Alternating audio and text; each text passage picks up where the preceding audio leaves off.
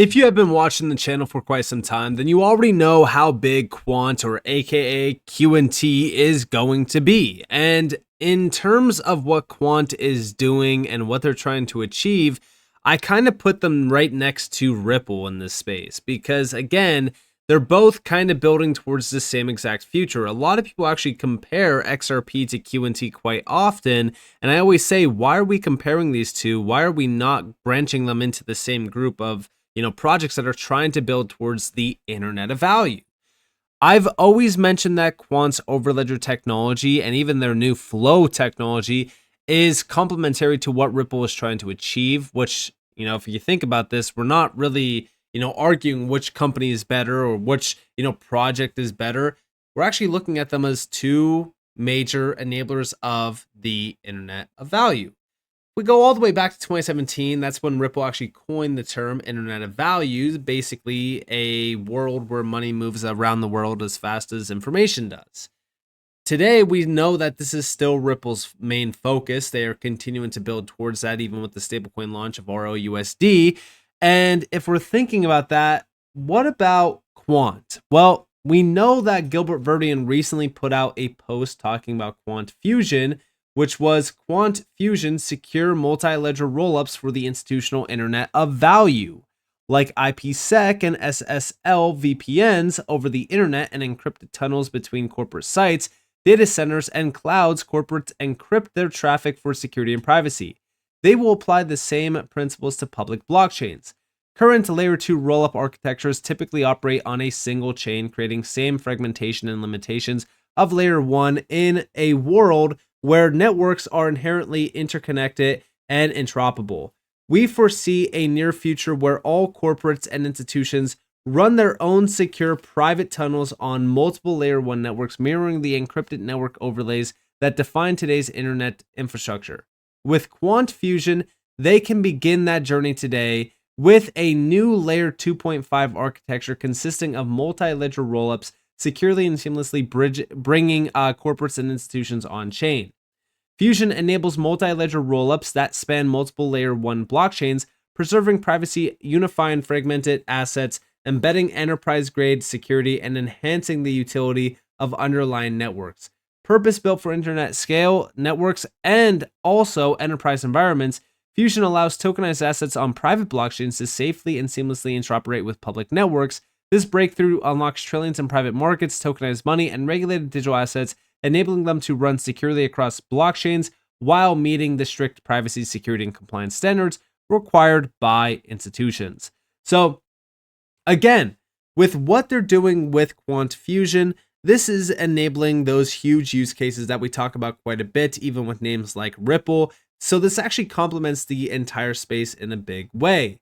And also, we did have a little bit more of an additional post from Gilbert Verdian saying, we explored creating a new enterprise blockchain in 2018, going back to the core foundation of blockchains and enhancing it with better data size, security, and interoperability, but decided against it. As I've said before, like other technology, there will be many generations of technology that continually evolve. In this case, blockchains until the third or fourth generation of the tech, which becomes good enough for mainstream adoption. A new layer 2.5 is a more elegant solution solving the challenges and pain points with today's layer 1s and layer 2s, so we don't have to wait decades for blockchains to evolve to what is acceptable and mainstream. So the blockchains that we know of today, the utility-based projects that we know of as well, they can all, basically, live in what world they live in today, but in this layer 2.5 environment that Quant is creating that allows them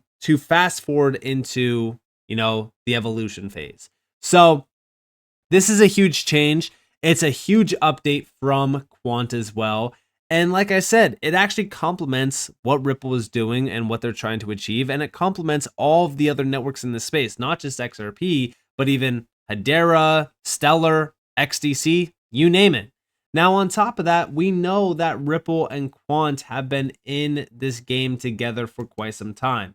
That's why I do think that this internet of value term that Gilbert Verdian did use, and we already know that Ripple has been using this term for quite some time, is actually very interesting because, again, we know back in 2021 the Digital Pound Foundation launched, and this was actually with a few major members, and two of those members that we know of today is, of course, Quant and Ripple. If we actually go to the Explore membership page, because it's taken way too long to actually scroll through there, if we look on this list, and I guess it's not, any better, but here we actually have Quant and Ripple side by side on this list of members working on this. So again, I've always mentioned that Quant and Ripple are two great companies in this space. In terms of the actual underlying crypto-based projects, QNT and XRP are two great assets to actually have in your portfolio for the long-term future, especially if we think about this utility feature that we're headed into. Quant's enabling it, Ripple is also enabling it, so it makes a lot of sense. But outside of that, even stablecoins, right? Quant recently put out a great post talking about stablecoins. We have at their core, stablecoins are digital tokens backed by reserve assets. They are designed to maintain a consistent value while enabling faster, more efficient programmable transactions. There is no doubt that they will be a core component of the future financial infrastructure, but how can the UK capitalize on this? Well, here we actually have Ripple's RLUSD stablecoin as well. We know Ripple wants to become a huge name in the UK. We know that they've been focused on the UK for quite some time. In fact, we've actually tossed around the idea of RLGBP becoming a big deal. We already know that the UK wants to get behind stablecoins in a huge way, so it makes a lot of sense for Ripple to also get on board of that. But regardless of that, these stablecoin moves that Quant is also making, again, complements what Ripple has already in their arsenal, which is, of course, an RLUSD stablecoin. But here we actually have the announcement on July 28th. Stablecoins explained the backbone of the new digital economy. And basically what they're just breaking down is what stablecoins represent, which is more than just a technological innovation. They are poised to be a transformative force within financial services. We already know what they are. We already know how they work. But the craziest part about this is the window of opportunity that the UK has, which is being broken down here by Quant. Like I've said, I do think that it's only a matter of time until we actually see the UK launch a stablecoin. We do see that, in fact, according to a June 2025 report from the Digital Pound Foundation and Innovate Finance, two companies, by the way, that have Quant on board, the UK could capture between 10 to 20% of the global stablecoin market, potentially up to $40 billion. Very interesting.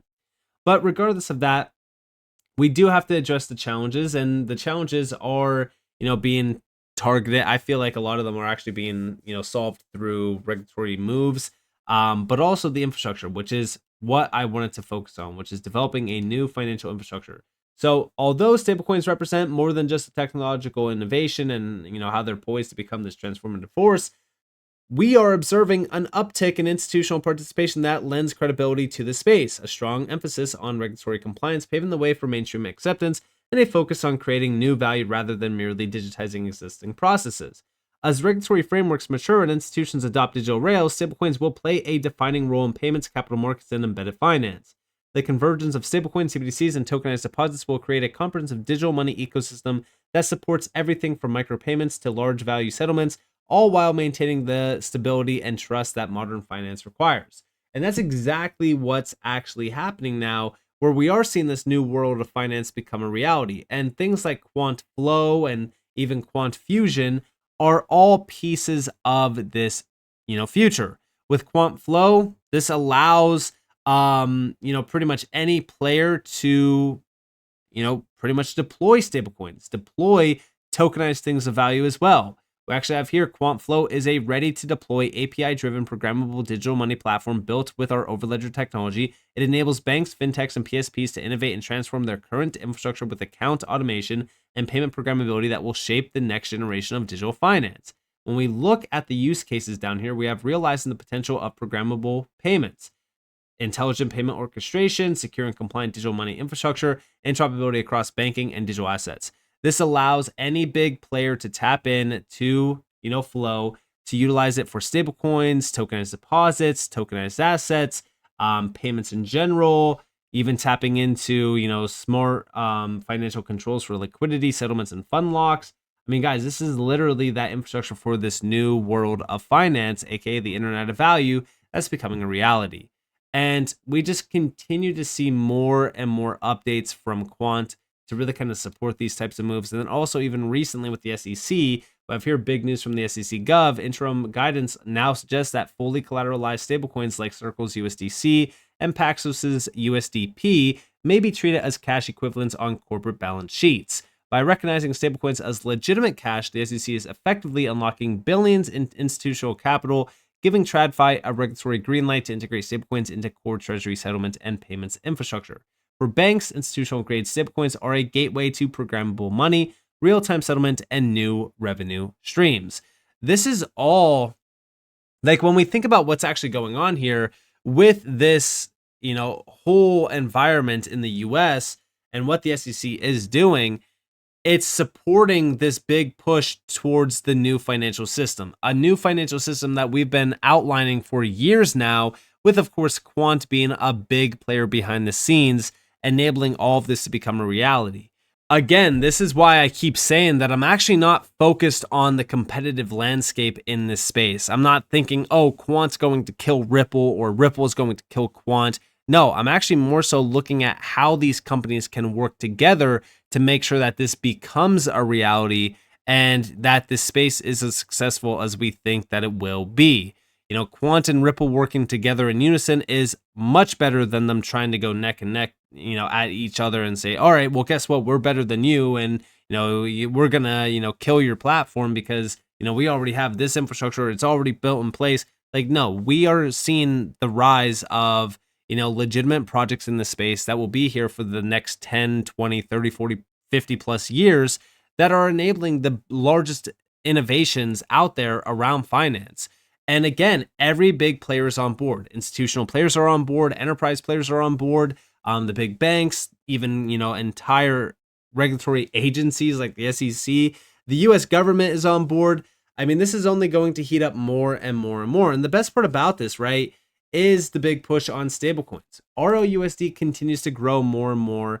I think that what Quant is doing here is actually going to enable more growth of the stablecoin market. We've been focused on the stablecoin market for quite some time. Even if we look at stablecoins themselves, almost $260 billion. I actually think on CoinMarketCap, it's actually closer to like 280 billion or something like that. But $3.34 trillion, this number continues to grow every single year.